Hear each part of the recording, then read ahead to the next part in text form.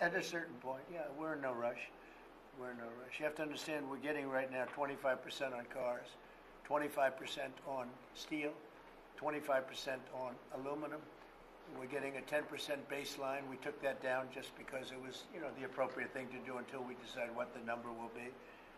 And we're, taking in a lot of money, which we've never done before, frankly. With Biden, we were losing a fortune on trade.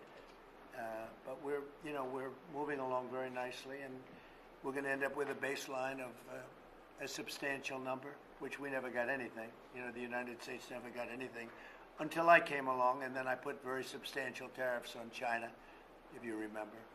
And we took in hundreds of billions of dollars. But then we had a rigged election, and it was just one of those little things. And it got away from us because Biden allowed every country in the world to rip off the United States. And I'm here to save our country. Mr. President, on China, Mr. President, you said you have You have said in the past that you aren't worried about allies growing closer to China as a result of your tariffs. And this week we saw Chinese President Xi Jinping visit with 3 of our allies.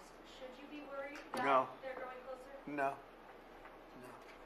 Mr. President, will you pick up the phone? Nobody can compete with us. Nobody. You said that there was a relationship with President Xi. Why not pick up the phone and call him and make a deal? Oh, we're going to make a deal. We'll have a deal. I think we're going to make a very good deal with China. Do you plan to reach out to him and call him? I think that you will see we'll make a very good deal with China. Mr. President Trump, you told me avoiding Marine One a couple of months ago. I like her very much regarding Prime Minister Giorgia Meloni. Will she be the one to mediate your relationship with Europe, do you think? Well, I do like her very much. I think she's a great prime minister. I think she's doing a fantastic job in Italy. We're very proud of her. I knew her right from the beginning. I knew her as a very early prime minister, and I knew she had great talent. She's one of the real leaders of the world, and I'm very proud to be with her. I can't do better than that, right? Yes. Okay, we can close the press conference. We should end the press conference. Yeah, please, go ahead. Prime Minister, how quickly can you raise your defense spending? Oh, well, Italy is the summit of the NATO now that it raised 2% as was requested. It'll go up. Yeah. Yesterday. It'll go. And then Europe. Is it enough? As you know, it's never enough. Europe, as it's you know, Europe, as you know, is committed to do more. Is working on tools to allow and help the member states in increasing the defense spending. And we are convinced that everyone has to do more. Prime Minister, are you ready? Are the retaliatory tariffs that were passed before and then suspended still on the table? No, sorry, please repeat it. The retaliatory tariffs that the European Commission passed and then suspended, are they still on the table if you cannot make a deal with President Trump?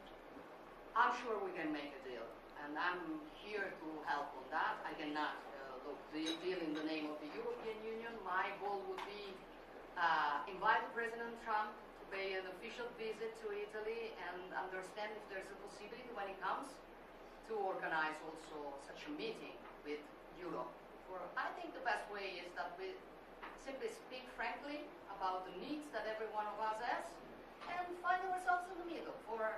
That's useful for all. I really, somebody calls me such a Western nationalism. I don't know if it is the right word, but I'm sure that to be stronger. And I have to find a way. I'm here to find the best way to make us both stronger on the two shores of the Atlantic.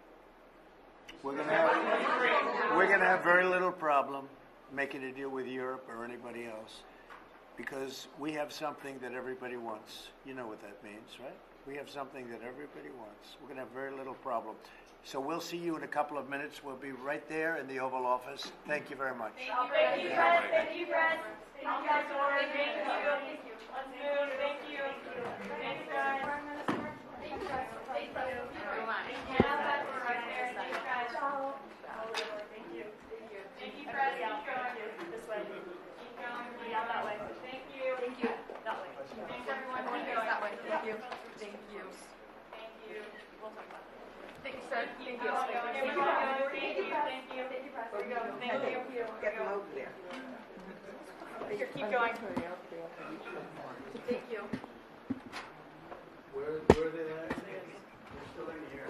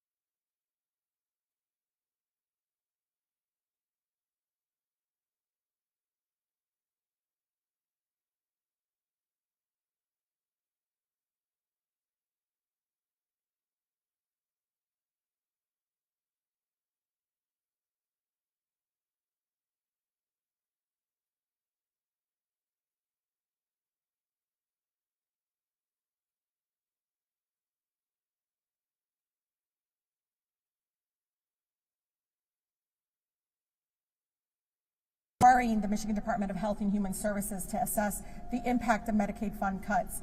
I want to be clear that these cuts are not just numbers, and this is incredibly important. I think that's why I think Corwell has us here, because behind every single number, every single percentage cut, every single proposal is a life. For many of our neighbors, I've never seen so many break down at town halls as much as I have seen in the past few months. This is life or death for many of our neighbors and our family and loved ones. In the Congressional Mamas Caucus, I remind folks, especially during Black Maternal Health Week, that we have a national crisis with Black maternal health. Medicaid is one of the primary ways of equity and access for postnatal, prenatal, and many